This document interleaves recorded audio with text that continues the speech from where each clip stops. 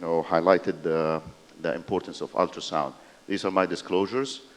And just when you look at what you really want to image in a hemodialysis circuit, imaging plays a role in the preoperative assessment before surgical creation.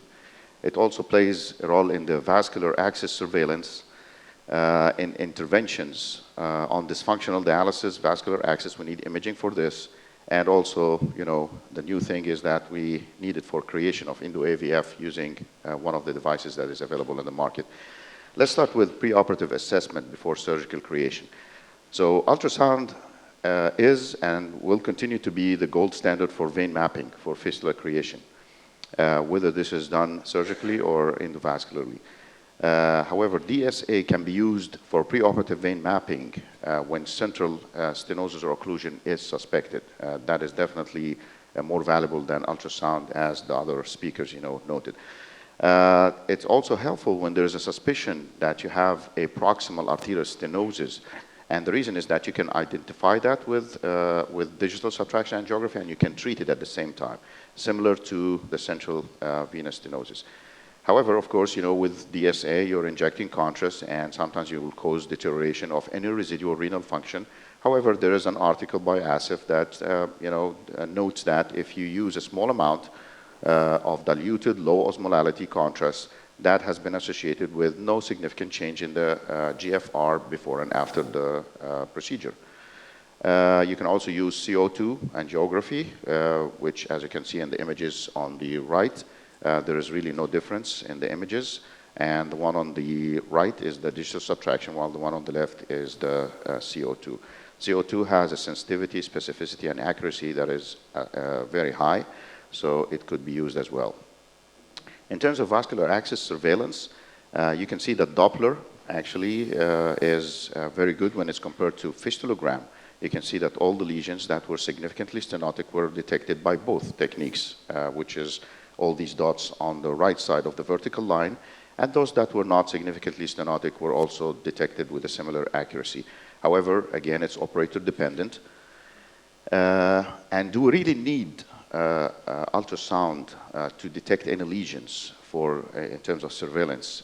Actually, physical examination is in my mind is enough.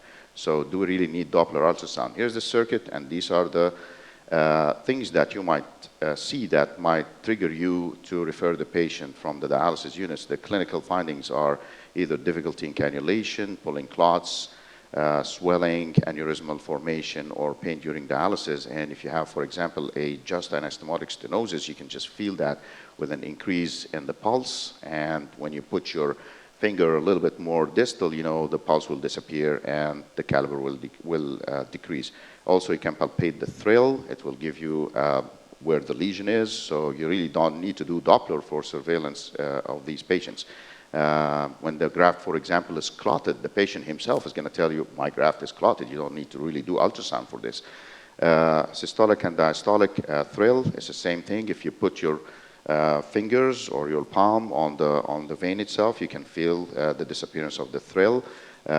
Bruit is another thing that you can. So if you really can do a good physical examination, you can actually tell that there's a problem, and you can even tell where the problem is. You can also see the infection. You can see hematomas. You can see aneurysm formation. This is all physical examination. Even central stenosis, you can see the swelling in the arm that's on the left side, and the dilated collaterals on the right side. Similar thing here. These are the two arms. You can see the difference, and you can see also the collateral veins. So Doppler should only be used, in my mind, if physical examination is controversial or inconclusive. And again, it should be used also for surveillance if you are suspecting central venous occlusion or central venous disease, because definitely venography or digital subtraction venography is superior to Doppler ultrasound in that area. Now, in terms of interventions on dysfunctional dialysis vascular access, it's the gold standard for imaging during treatment of any anastomotic stenosis, draining vein stenosis, central stenosis, immature fistula, graft thrombosis, or pseudoaneurysm. We should use digital subtraction for that reason. Here's examples, of a stenosis in the cephalic arch treated by a stent.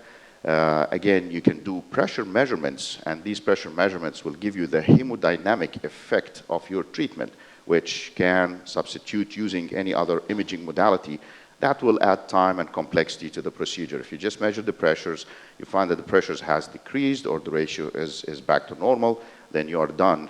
To see more might not be really necessary since the circuit is working well.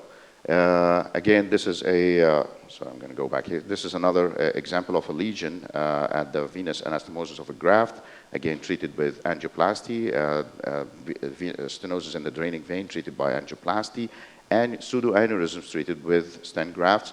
So in vascular access dysfunction, it should be performed again when you are anticipating interventions. So don't just do it for surveillance. Surveillance should be done with physical examination, but you just do it when you are anticipating intervention. This is my algorithm. If you have a peripheral arm or leg, you do physical examination for surveillance. You only do ultrasound if it's inconclusive, and then I do DSA with an intention to treat. If you have a suspected central venous stenosis, you do physical examination. If that's not conclusive, you can do CTA for diagnosis or planning, or you can move forward to DSA, which will offer you the diagnosis and treatment as well. If you have a recurrent central venous stenosis, you know that this is a problem that might happen, so you might be doing DSA, again, with an intention to do the surveillance as well as treatment if you see anything. Creation of Endo-AVF, again, we use that with one of the devices available on the market. You do an angiogram for the artery, another angiogram for the vein, and you can see that it is draining, in this case, from the perforator into the basilic vein. You put the two catheters, and then you trigger it, and then you create a fistula, and then you also use it to embolize the access vein, as you can see here. If you use the ultrasound-guided technique with the other device, then you sometimes have to go in and just do embolization in a different session, and you still have to use DSA for that. With that, I'm going to conclude that in terms of mapping, Doppler is the gold standard. We only use DSA for central stenosis when it's suspected. Physical examination is the gold standard for surveillance. Doppler is used only in controversial cases. Recurrent central venous disease should be, surveillance should be done for this using DSA, since it's more sensitive than Doppler. DSA is the gold standard for treatment of dysfunctional dialysis circuits, and also for creation of percutaneous AVFs using one of the devices available in the market. And thank you so much.